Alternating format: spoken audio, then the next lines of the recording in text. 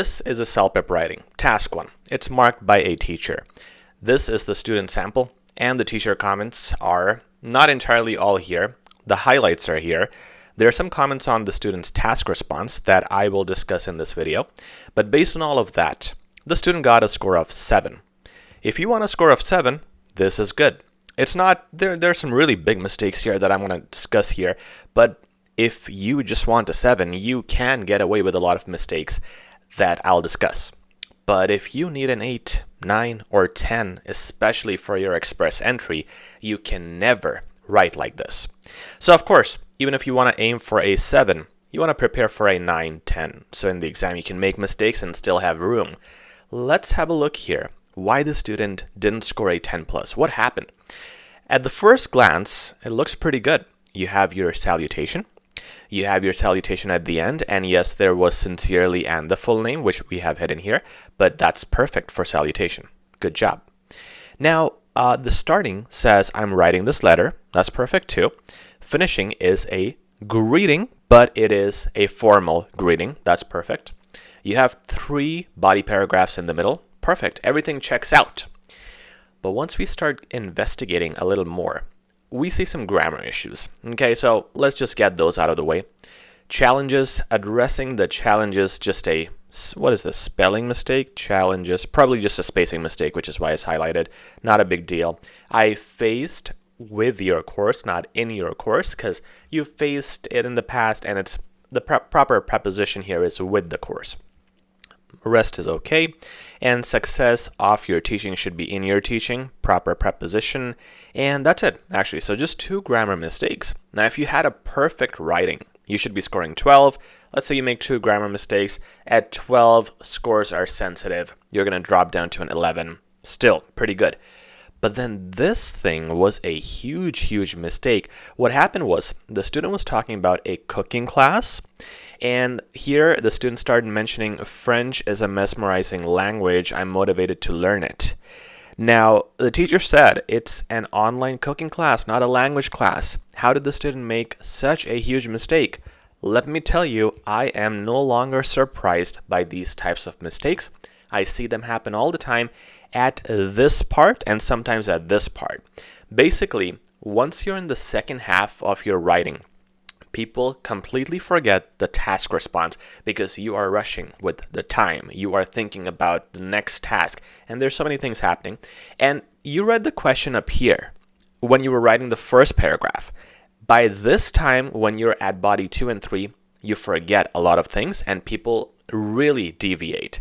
Now, this is a big one, a completely different topic, but this does happen, so always be careful. And how you can avoid this is I always tell people at the start, make an outline. When you have read the question, you're fresh, you really know what's being asked. Make an outline. Body 1, I'm going to say this. Body 2, I'm going to say this. Body 3, I'm going to say this. That keeps you on track because every time you just refer to your outline. Okay, so because it's a major task response mistake, you're writing something completely different here. You lose a bunch of points here. Fine. Now, there are some interesting things I'm going to show you that you don't see on the screen. So for that, let's start analyzing this writing, and you want to do the same thing at home when you're evaluating yourself. Dear sir, I'm writing this email to raise my concern regarding my dissatisfaction with your class, which I enrolled in February for the cooking class. Now, it's with your class and then cooking class, it's kind of repetitive. I would change it, but you know, it's good. It also does a really good thing. It mentions the purpose right there in the intro, which is what you need in the formal email. There's a comma and then this relative clause, which, and if you put that or who, whatever you put here, if you put a relative clause, it makes it a variety of sentence. It's more sentences, more variations, plus you have a complex sentence. So you get 2 points with which you can get more marks in the marking scheme.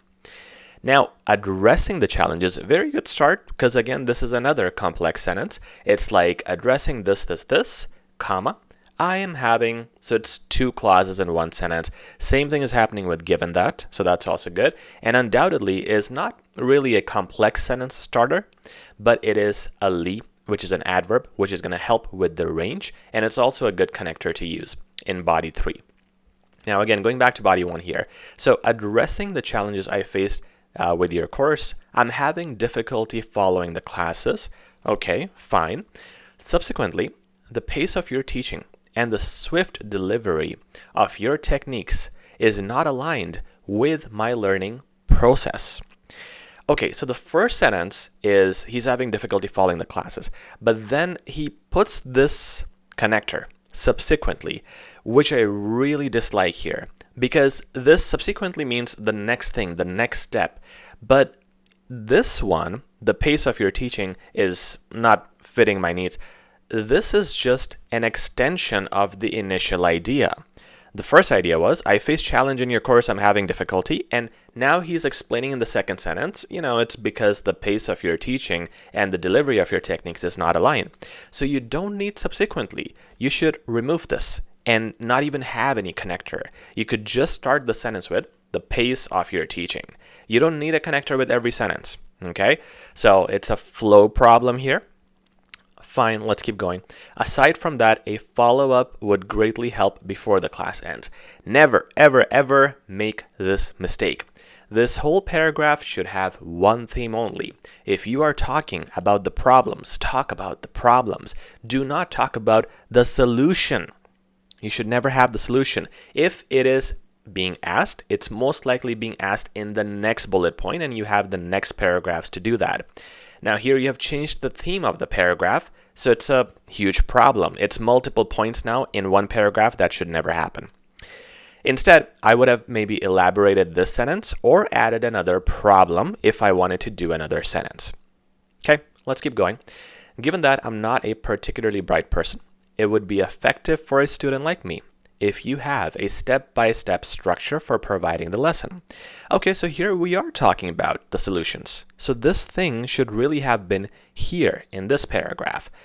Okay, well, mistake made. Let's keep going.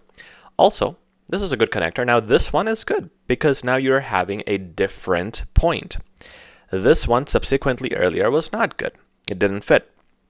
Okay, so also teaching the students at their own pace would surely lead to success in your teaching. Now, it's okay, it's another solution, but it's not elaborated, and maybe you don't have enough words. Then if you don't, choose something that could be explained easily. Maybe I could say something like, also using multimedia tools such as creative visuals will help students like me envision what you want us to understand better. That's it. So that I can explain thoroughly, and I'm saying, look, you have multimedia, then I can imagine this, and that's going to help me understand better. It's a complete point instead of this, which feels a little general because it would lead to success, but how? I mean, if you want to make it specific, if you say teaching students at their own pace would ensure flexibility, and that will encourage the students. Okay, so if you do this, this is the specific result, and that's why it's good.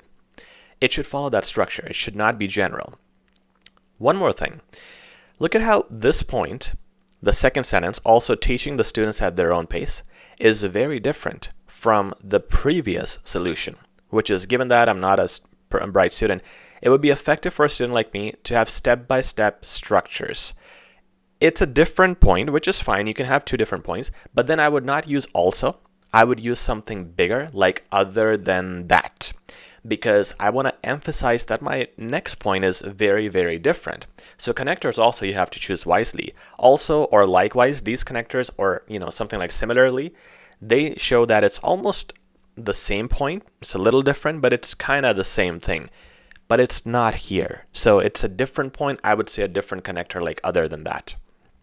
Okay, this paragraph was wrong. I'm motivated to learn it, and I'm eagerly trying to find ways. Yeah, so it didn't address the cooking class, which was the theme. But I do like the fact the student tried to use a semicolon. So the student is making good efforts using connectors, semicolons, and relative clauses, range of vocabulary and sentences. That's all good. Semicolons, by the way, give you marks for advanced punctuation. So it's a good thing to have. I sincerely appreciate your cooperation in this matter. Moreover, it would be highly beneficial if we maintained an open, it should be an and open communication, then it's fine. Open communication throughout the situation. Perfect.